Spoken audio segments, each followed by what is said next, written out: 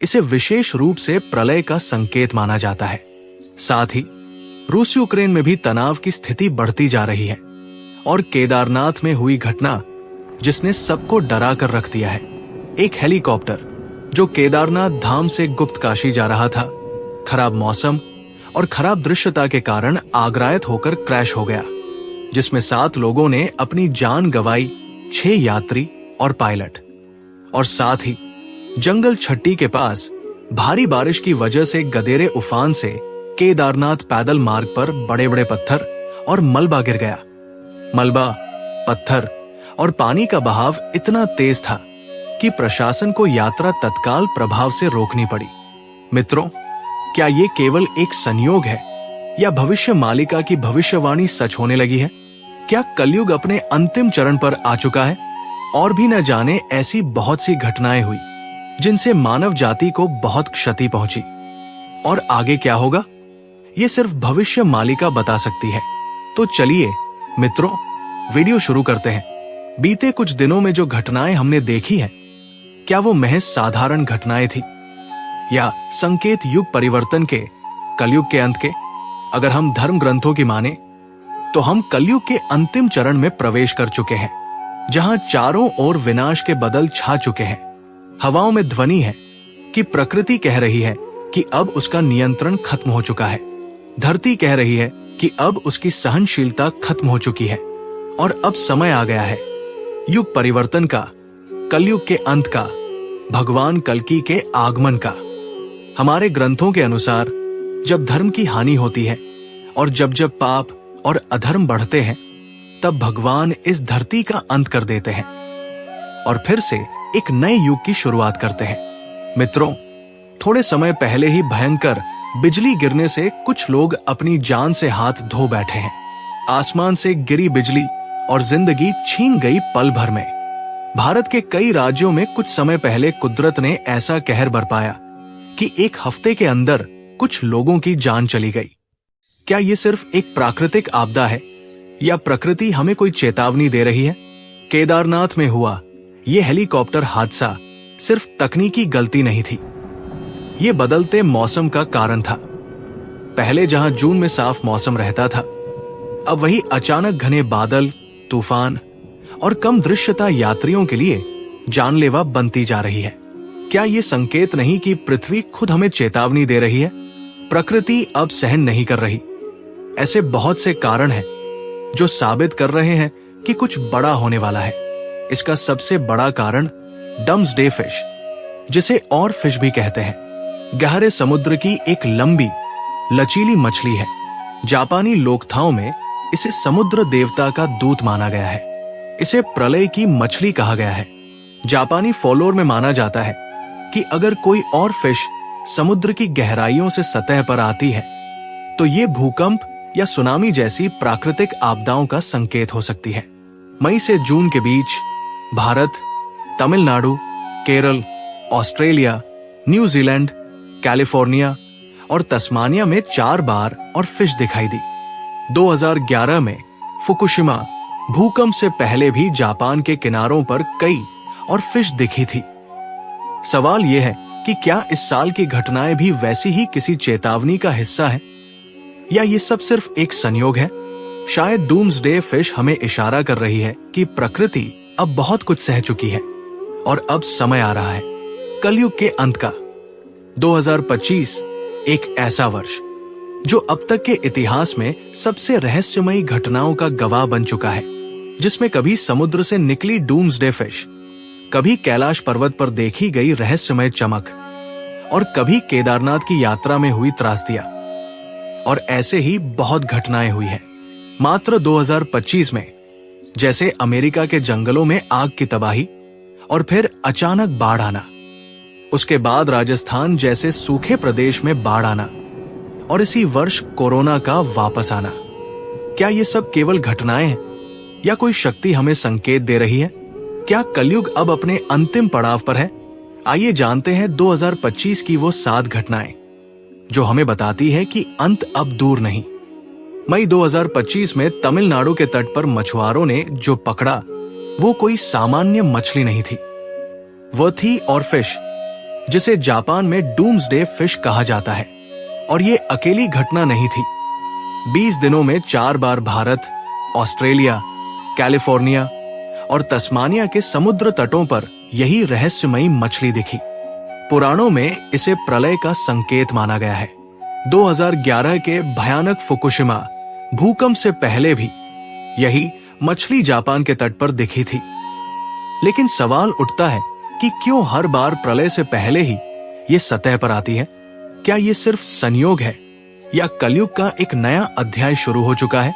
15 जून 2025 श्रद्धालुओं से भरा एक हेलीकॉप्टर, जिसमें थे 6 यात्री और एक पायलट, अचानक गायब हो गया। जब खोज की गई तो वो ग्लेशियर से टकराकर पूरी तरह तबाह मिला। उसी दिन केदारनाथ यात्रा मार्ग पर भूस्खलन हुआ, जिसमें एक यात्री फंस गया और यात्रा को रोक दिया गया। बारिश रुकी नहीं, रास्ते बंद हो गए और ऊपर पहाड़ों में लगातार बिजली और अजीब सी आवाजें सुनाई देने लगी। क्या ये सिर्फ मौसम की मार थी या केदारनाथ अब अपने भीतर कुछ और छिपाए बैठा है? क्या कैलाश और केदार मिलकर हमें संकेत दे रहे हैं? वही इसी वर्ष की सर्दियों में उपग्रह तस्वीरों में देखा गया है। कैलाश पर्वत के ऊपर असामान्य ऊष्मा और प्रकाश। वैज्ञानिक इसे जियोमैग्नेटिक रिएक्शन कह रहे हैं, लेकिन तिब्बती लामा इसे कहते हैं शंभला जाग उठा है। शिव का धाम, शंभू की शक्ति क्या सक्रिय हो रही है?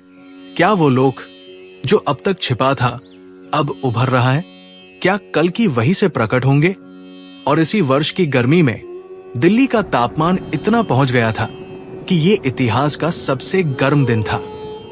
और वही उत्तराखंड, हिमाचल और नेपाल में बेमौसम बारिश और बर्फबारी ने तबाही मचा दी। वैज्ञानिक कहते हैं ये क्लाइमेट चेंज है, लेकिन धर्म कहता है कि जब धरती अपने संतुलन खो दे तब प्रभु स्वयं अवतार लेंगे। क्या ये सब घटनाएं केवल संयोग है? ये सब कुछ किसी बड़े बदलाव की तैयारी है। कल की अवतार का वर्णन कहता है कि जब पाप बढ़ जाएगा, युद्ध सबको निगल लेगा और पृथ्वी स्वयं पुकारेगी, तब नारायण का अंतिम अवतार कल की जी एक सफेद घोड़े पर प्रकट होगा। और क्या ये सब घटनाएं हमें उसी क्षण की ओर ले जा रही है? भविष्य मल्लिका के अनुसार जब अधर्म अपने चरम पर होगा, जब सत्य का दीपक बुझने लगेगा और जब मनुष्य ही मनुष्यता भूल जाएगा, तब एक अवतार प्रकट होगा जो लाएगा कलयुग का अंत। भविष्य मल्लिका में बताया गया है कि कलयुग के अंत में मनुष्य कैसा होगा। सत्य का स्थान झूठ ले लेगा, संतों की जगह पाखंडी गुरुओं का बोलबाला होगा, रिश्ता पैसा तय करेगा, प्रेम नहीं न्याय बिकेगा और अत्याचार खुलेआम होगा। जब गंगा मैली हो जाएगी और गाय रोएंगी, तब समझो कि पृथ्वी का भार सहन नहीं हो रहा है। आज गंगा कितनी मैली होने लगी है, गाय सड़कों पर तड़प रही है, धर्म केवल एक व्यापार बन चुका है। क्या ये वही संकेत नहीं जिनका उल्लेख भविष्य मल्लिका में हुआ? हमारे संतों के अनुसार आग आसमान से बरसेगी, समुद्र गांवों को निगल जाएगा, धरती कांपेगी और बादल बिना वर्षा के गरजेंगे। मनुष्य चंद्रमा पर जाएगा लेकिन शांति नहीं पाएगा। क्या ये संकेत नहीं मिल रहे? आज बहुत सी जगह आग लगती है महीनों तक। इंडोनेशिया में सुनामी, भारत में बाढ़ और नेपाल में भूकंप। और मानव ने चंद्रमा और मंगल पर कदम रख दिया, फिर भी बेचैन है। भविष्य मल्लिका कहती है कि कल्कि के आने से पहले कुछ विशेष घटनाएं होंगी। 3 ग्रह एक रेखा में आएंगे, उत्तर दिशा से दिव्य प्रकाश दिखाई देगा, कई संत और योगी एक साथ शरीर त्याग देंगे, शनि और बृहस्पति का विशेष योग बनेगा। इन वर्षों के बीच अनेक ज्योतिषीय घटनाएं ऐसी हो चुकी हैं। क्या ये वही संकेत है? क्या हम अंत के द्वार पर खड़े हैं? मित्रों, आइए जानते हैं कैसा होगा कलयुग का अंतिम समय। अधर्म का बोलबाला होगा, धर्म का लोभ हो जाएगा। लोभ, वासना, क्रोध और हिंसा मनुष्य के स्वभाव बन जाएंगे। स्त्रियां अपने ही घर में असुरक्षित होंगी और विवाह पवित्र नहीं रह जाएगा। ये केवल नाम मात्र का होगा और थोड़े सी विवाद से वो एक दूसरे को छोड़ तक देंगे। गुरु और शिष्य का संबंध भ्रष्ट हो जाएगा। कोई भी शिष्य अपने गुरु का आदर नहीं करेगा। माता पिता का सम्मान नहीं होगा। पुत्र अपने ही माता पिता से ईर्ष्या करने लगेगा, झगड़ा करने लगेगा। धन और सत्ता ही ईश्वर बन जाएंगे। जिसके पास जितना धाम होगा, लोग उसे ही उतना बड़ा समझेंगे। श्रीमद् भागवत महापुराण कहता है कि धर्म के चारों पांव टूट जाएंगे और मनुष्य पशु समान हो जाएगा। आने वाले समय में भूकंप, बाढ़, तूफान और अकाल पृथ्वी को हिला देंगे। समुद्र अपनी सीमा तोड़ देंगे और तटीय शहर जलमग्न हो जाएंगे। सूर्य और चंद्रमा की गति असामान्य हो जाएगी। वायुमंडल जहरीला हो जाएगा। वर्षा अनियमित होगी। भविष्य मलिका में लिखा है, आकाश से आग बरसेगी, धरती फटेगी और लोग ईश्वर को पुकारेंगे पर उत्तर नहीं मिलेगा। लोग मंदिरों में जाकर खड़े हो जाएंगे और प्रार्थना करेंगे, लेकिन तब उनकी सुनने वाला कोई नहीं होगा। मंदिरों में घंटियों की आवाजें दौड़ेंगी। आसमान लाल पड़ जाएगा। धरती जगह जगह से फटने लगेगी और समुद्र सबको अपने अंदर समाहित कर लेगा। ये समय होगा प्राकृतिक प्रलय और मानव निर्मित प्रलय का। युद्धों से शहर नष्ट होंगे। जल, वायु और पृथ्वी अशुद्ध होकर जीवन समाप्त कर देगी। केवल कुछ ही लोग सत्कर्मी बचे रहेंगे और ये अंत किसी सामान्य दिन की तरह नहीं आएगा। ये अंत होगा कलयुग का अंत। आज देखो, धर्म व्यापार बन चुका है। सच्चाई का मजाक उड़ाया जा रहा है। माँ बाप वृद्धाश्रम में हैं और बच्चे मोबाइल की दुनिया में खो चुके हैं। मनुष्य मनुष्य का शत्रु बन जाएगा। यही लिखा था भविष्य मलिका में। अब आप ही बताओ, क्या ये समय वैसा नहीं जैसा भविष्य मलिका ने कहा था? धरती अब सहन नहीं कर पा रही है। कभी जल बनकर बहती है, कभी आग बनकर जलती है। हिमालय में बर्फ पिघलती जा रही है। बाढ़ में बहते गांव और भूकंप में गिरते शहर बस यही संकेत दे रहे हैं कि अब ये अंतिम समय है, जब धरती कांपेगी और आकाश से अग्नि बरसेगी। समझो, अंत निकट है। हम उस क्षण के बहुत करीब हैं और अब हमें केवल हरि कीर्तन ही बचा सकता है। इसी अंतिम समय पर शंभल नामक एक छोटे से गांव में जन्म लेगा एक बालक। उसका नाम होगा कल्कि। उसके पिता होंगे विष्णु यश और माता होंगी सुमत। वो खेलेगा धूल में, पर उसकी आंखों में होगा ब्रह्मांड। देवदत्त नामक घोड़ा उसका साथी होगा और उसके हाथों में होगी चमकती तलवार। जब वो बड़े होंगे, वो अकेले पूरी पृथ्वी के अधर्म को चुनौती देंगे और फिर होगा महासंग्राम। पाखंडी राजा, भ्रष्ट नेता, नकली संत सभी उसके सामने टिक नहीं पाएंगे। वो करेगा वो सब जो आज असंभव लगता है। सिर्फ युद्ध नहीं होगी, बल्कि हर आत्मा का शुद्धिकरण। जिसने जीवन में एक बार भी भगवान से सच्चाई से प्रेम किया होगा, उसे कल्कि बचा लेंगे। क्या आपने कभी सोचा है कि किसी ने हजारों साल पहले ये सब पहले ही देख लिया था? आपका समय, आपकी दुनिया, एक छुपी हुई भविष्यवाणी जो अब जाग रही है। क्या कलयुग वाकई खत्म होने वाला है? जब समय अपनी आखिरी सांसें ले रहा होगा, जब धर्म का दीपक बुझ रहा होगा और जब मनुष्य मनुष्य का सबसे बड़ा शत्रु बन जाएगा, तब एक भविष्यवाणी जागेगी। और वो भविष्यवाणी है भविष्य मलिका की, जहां लिखा है कलयुग का अंत निकट है और साथ ही निकट है कल्कि अवतार का आगमन। कलयुग के 4 चरण होते हैं। पहला, जब धर्म कमजोर होता है। दूसरा, जब अधर्म राज करता है। तीसरा, जब मनुष्य मनुष्य नहीं रह जाता। चौथा, जब प्रकृति भी विद्रोह करती है। आज हम तीसरे चरण में हैं। रिश्ते व्यापार बन चुके हैं। शब्दों का मूल्य नहीं है। भगवान को खोजने की बजाय इंसान खुद को भगवान मानने लगा है।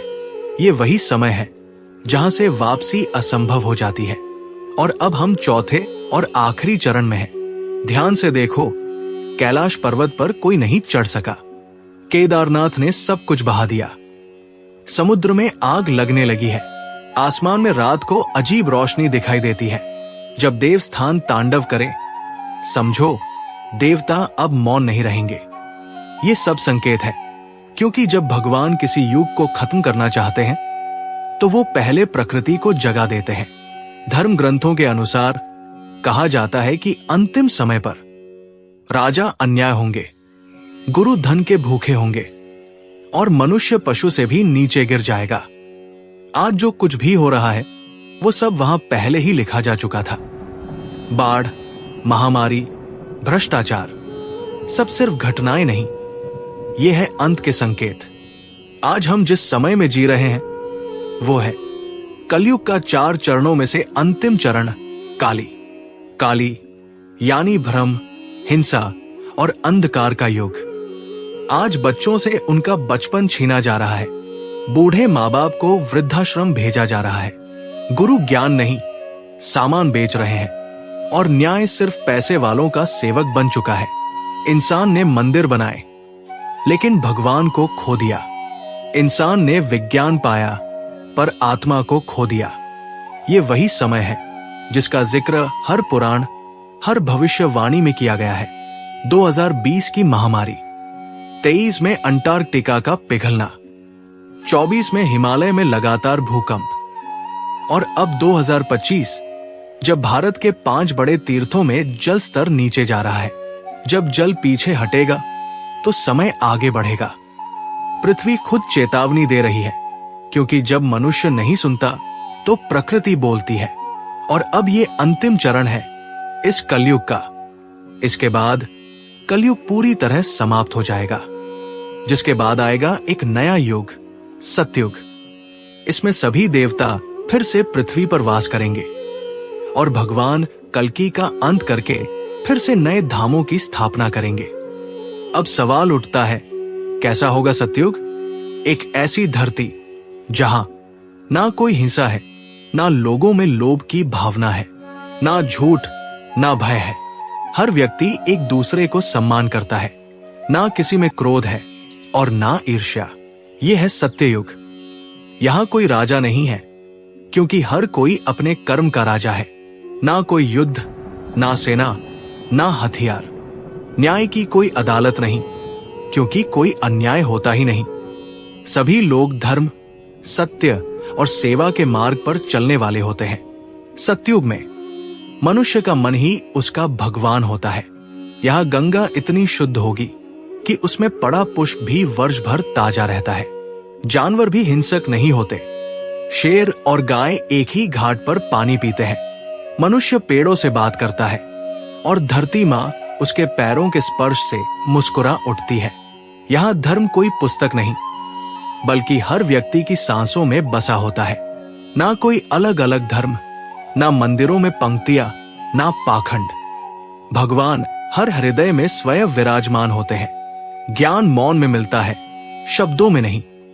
ये कोई किसी को उपदेश नहीं देता, क्योंकि सब ज्ञानी है। सत्य युग में मृत्यु कोई दुख नहीं, बल्कि एक उत्सव होती है। लोग अपने जीवन के अंत को खुद पहचान लेते हैं और एक शांत, ध्यानपूर्ण विदाई लेते हैं। ना आंसू, ना भय, बस शांति। आप पूछेंगे, क्या सत्ययुग में तकनीक नहीं होगी? तकनीक होगी, लेकिन वो आत्मा से जुड़ी होगी। लोग मन से संवाद करेंगे और ध्यान से यात्रा करेंगे।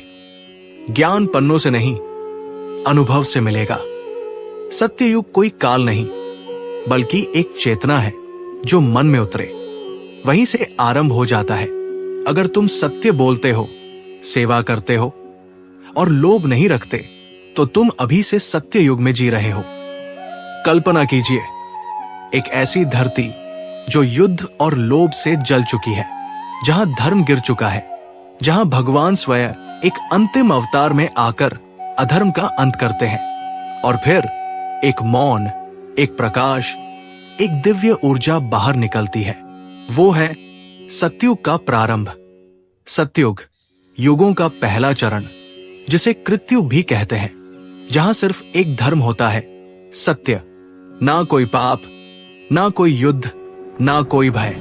लोगों के मन में छल नहीं होता, आंखों में झूठ नहीं, हृदयों में ईर्ष्या नहीं होती। हर आत्मा एक ज्योति बन जाती है, हर जीवन पूजा बन जाता है।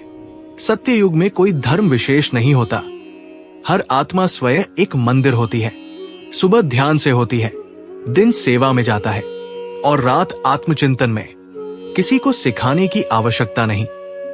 कभी सोचा है, जब समय स्वयं थक जाएगा, जब धर्म की डोर टूटने लगेगी, जब मनुष्य भगवान को नहीं खुद को ही पूजने लगेगा, तब युग बदलेगा, अंधकार टूटेगा और एक नई सुबह जन्म लेगी। वेदों और भविष्य मलिका में लिखा है, जब पाप ही पुण्य बन जाए, जब बेटा पिता को सम्मान ना दे, जब मंदिरों में व्यापार हो और रिश्ता हो सिर्फ स्वार्थ का, समझो कलयुग चरम पर है। और आज ये सब हो भी रहा है, और ये कहना गलत भी नहीं होगा कि कलयुग अपने चरम पर है। रात में अपराध, दिन में दिखावा, धर्म केवल कपड़ों तक सिमट जाएगा और मनुष्य लोहे से भी कठोर हो जाएगा। लेकिन उसी समय एक अंतिम किरण फूटेगी। शंभला नामक रहस्यमयी स्थान से एक दिव्य योद्धा कल की अवतार घोड़े पर सवार होकर आएंगे। उनके हाथ में होगा ज्ञान और न्याय का खड्गा। वो एक एक कर अधर्मियों का अंत करेंगे, लेकिन युद्ध तलवार से नहीं, चेतना से होगा। जल, वायु, अग्नि, सभी पंच तत्व बेकाबू हो जाएंगे। महानगर डूब जाएंगे, समुद्र की बड़ी बड़ी लहर उठेंगी और सत्ता का हर झूठा सिंहासन टूट जाएगा। एक महाविनाश जो अंत नहीं, एक शुद्धि है, ताकि धरती फिर से सत्य के योग्य बन सके। और फिर एक दिन सब कुछ मौन हो जाएगा। ना युद्ध, ना शोर, ना पाखंड। हर ओर एक दिव्य ऊर्जा फैलने लगेगी। पेड़ फिर से हरे होंगे, नदियां शुद्ध हो जाएंगी और मनुष्य हृदय से मुस्कुराना सीख जाएगा। कल्पना कीजिए, सुबह सूरज को नमस्कार करते बालक होंगे, गौशालाओं से गूंजती घंटियों की आवाजें, हर घर में वेदों का पाठ होगा। लोग झूठ बोलना भूल चुके होंगे, व्यापार सिर्फ सेवा का माध्यम होगा। राजा नहीं होंगे, क्योंकि हर आत्मा स्वयं शासक होगी। सतयुग में मानव भगवान के सबसे निकट होता है। बच्चों को सबसे पहले ध्यान सिखाया जाएगा, माता पिता को देवता माना जाएगा और गुरु और आर्ष्य मुनि ईश्वर का प्रतिबिंब होंगे। शिक्षा होगी आत्मा की, रिश्ते होंगे बिना स्वार्थ के, प्रेम होगा बिना अहंकार के।